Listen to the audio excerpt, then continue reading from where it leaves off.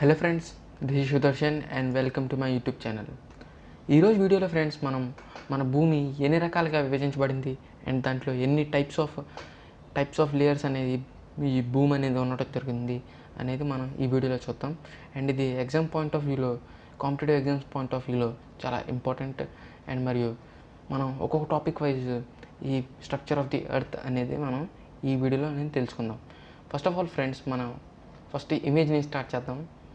ఈ ఇమేజ్ ఏదైతే ఉందో ఫ్రెండ్స్, ఈ ఇమేజ్ వచ్చేసేసి మన భూమి 3 రకాలుగా విభజించబడింది.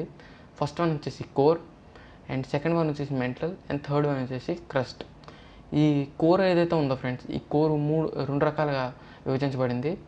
ఈ లోపల ఉండే దాన్ని ఇన్నర్ కోర్ అంటారు, అండ్ బయట ఉండే దాన్ని అవుటర్ కోర్ అని పిలుస్తారు.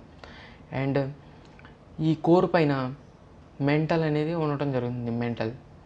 మెంటల్ అండ్ దీనిపైన వచ్చేసేసి క్రస్ట్ అనేది ఉండటం జరుగుతుంది. క్రస్ట్ అనేది మన భూమి ఉపరితలం. అండ్ సెకండ్ వన్ వచ్చేసి మెంటల్, అండ్ థర్డ్ వన్ వచ్చేసి కోర్ అని పిలవడం జరుగుతుంది. అండ్ మనం ఇక్కడ ఒక్కొక్క టాపిక్ చూసుకుంటా మనం వద్దాం ఫ్రెండ్స్. ఫస్ట్ క్రస్ట్ ఏదైతే ఉందో ఫ్రెండ్స్, దీన్ని పై భాగం అని పిలుస్తారు. పై భాగం ఏదైతే ఉందో దీన్ని క్రస్ట్ అంటారు.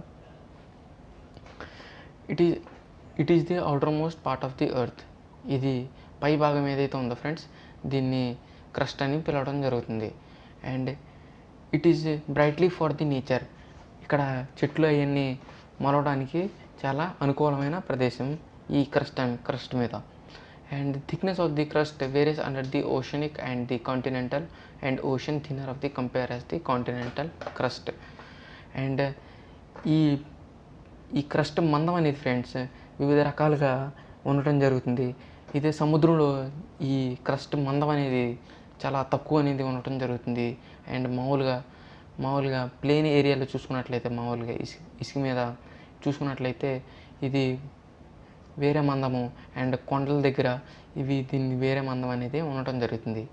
And the mean thickness of the ocean crust is 5 kilometre. Ocean క్రస్ట్లో వచ్చేసి ఫ్రెండ్స్, సముద్రంలో వచ్చేసేసి 5 కిలోమీటర్ల వరకే ఈ క్రస్ట్ మందం అనేది ఉండటం జరుగుతుంది. అండ్ కాంటినెంటల్ అంటే మామూలుగా భూమి మీద చూసుకున్నట్లయితే, నార్మల్ ప్లేన్ ల్యాండ్ మీద చూసుకున్నట్లయితే 30 కిలోమీటర్స్ ఈ మందం అనేది ఉండటం జరుగుతుంది. 30 కిలోమీటర్ల లావు మందం అనేది ఈ క్రస్ట్ అనేది ఉండటం జరుగుతుంది.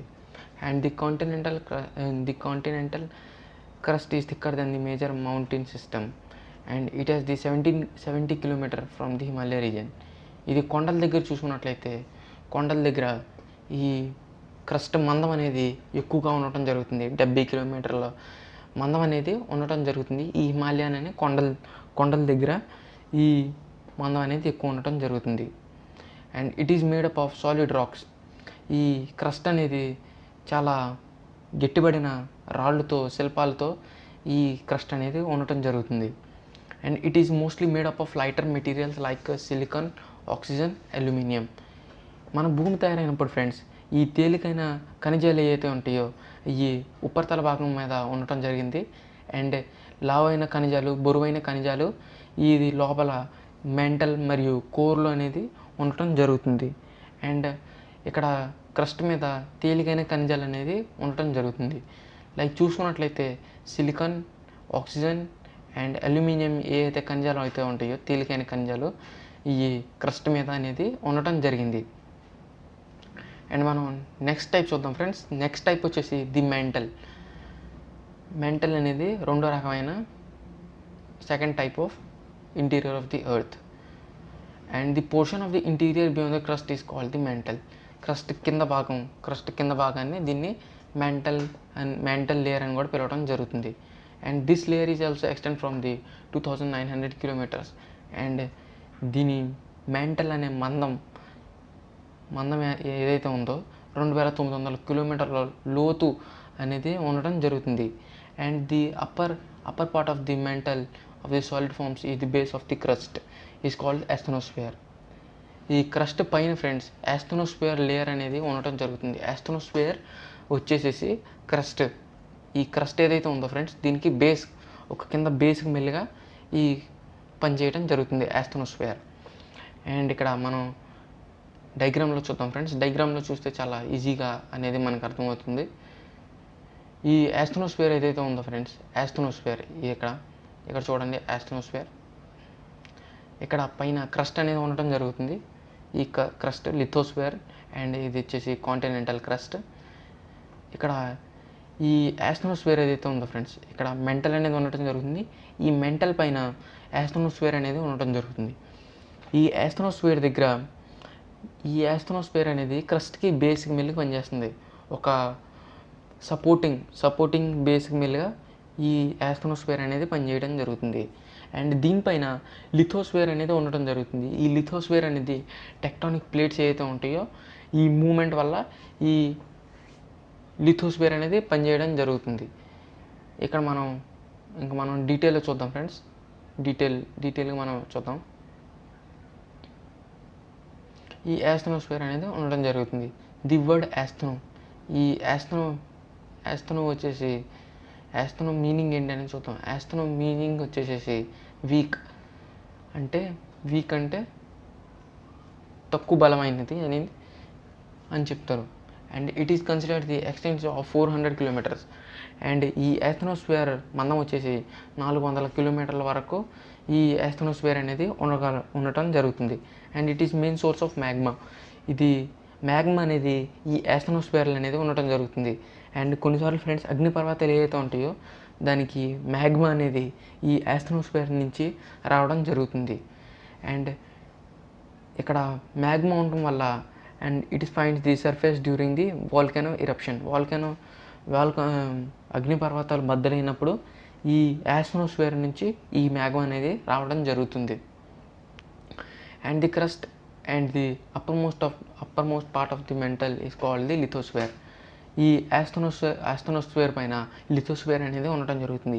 ఈ లిథోస్ఫియర్ అనేది ఒక గట్టి బేస్ అనేది ఈ లిథోస్ఫియర్ అనేది లిథోస్ ద్వారా ఉండడం జరుగుతుంది. And it is the thick ranges of the 10 kilometres to 200 kilometres. And lithosphere మందం వచ్చేసేసి 10 కిలోమీటర్ల నుంచి 200 కిలోమీటర్లో ఈ లిథోస్ఫియర్ మందం అనేది ఉండటం జరుగుతుంది.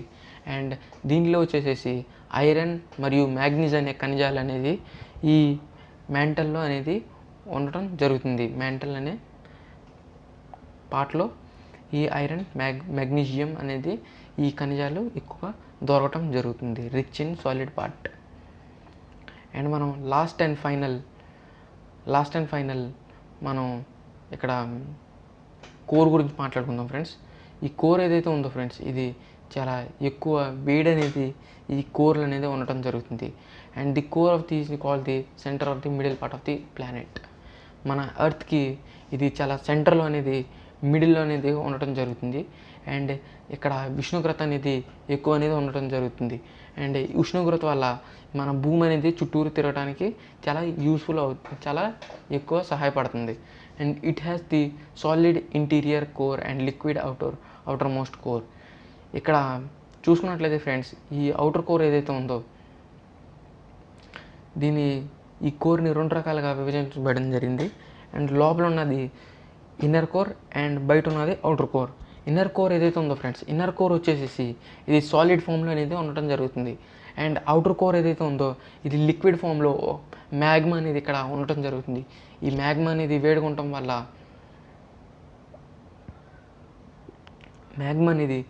ఉండటం వల్ల దీన్ని అవుటర్ కోర్ అని పిలుస్తారు. అండ్ ఇన్నర్ కోర్ వచ్చేసేసి ఇది సాలిడ్ ఫామ్లో అనేది ఉండటం జరుగుతుంది. అండ్ మనం ఇంకా చూద్దాం ఫ్రెండ్స్, ఇంకా points. The temperature of the outer core ranges from the 440 Kelvin. ఇది అవుటర్ కోర్ బయట కోర్ చూసుకున్నట్లయితే 4400 సెంటీగ్రేడ్ అనేది ఉష్ణోగ్రత అనేది ఉండటం జరుగుతుంది. అండ్ సారీ ఫ్రెండ్స్, ఇక్కడ ఇంటీరియర్ వచ్చేది ఇంటీరియర్ కోర్ లోపల ఉన్న కోర్లో చూసుకున్నట్లయితే 610 Kelvin ఉష్ణోగ్రత అనేది ఉండటం జరుగుతుంది. 6100 Kelvin అనేది ఇక్కడ ఉష్ణోగ్రత అనేది ఉండటం జరుగుతుంది. అండ్ నియర్ ద ఇన్నర్ కోర్లో 6100 డిగ్రీ సెల్సియస్ అనేది ఉండటం జరుగుతుంది. And the most of the comes from the analysis seismic waves. ఇక్కడ ఈ కోర్ ఏదైతే ఉందో ఫ్రెండ్స్, ఈ కోర్ నుంచి సిస్మిక్ వేవ్స్ అనేవి మ్యాగ్నెటిక్ ఫీల్డ్ ఏదైతే ఉంటుందో, ఇక్కడ ది సిస్మిక్ వేవ్స్ వల్ల మ్యాగ్నెటిక్ ఫీల్డ్ అనేది ఈ భూమికి అనేది ఉండటం జరుగుతుంది. ఈ seismic waves and magnetic waves వల్ల మనకి హెల్ప్ ఏంటంటే ఫ్రెండ్స్, సూర్యుడి నుంచి వచ్చిన వివిధ రకాల రేస్ ఏదైతే ఉంటాయో, సిస్మిక్ వేవ్స్ ఏదైతే ఉంటాయో, ఈ మ్యాగ్నెటిక్ ఫీల్డ్ వల్ల ఈ సిస్మిక్ వేవ్స్ అనేవి పక్కకి తొలగించడం పడుతుంది. అండ్ సిస్మిక్ వేవ్స్ అనేది చాలా హార్మ్ఫుల్ మన అర్త్కి. ఈ మ్యాగ్నెటిక్ ఫీల్డ్ అనేది ఆ సిస్మిక్ వేవ్స్ నుంచి మనల్ని కాపాడటం జరుగుతుంది.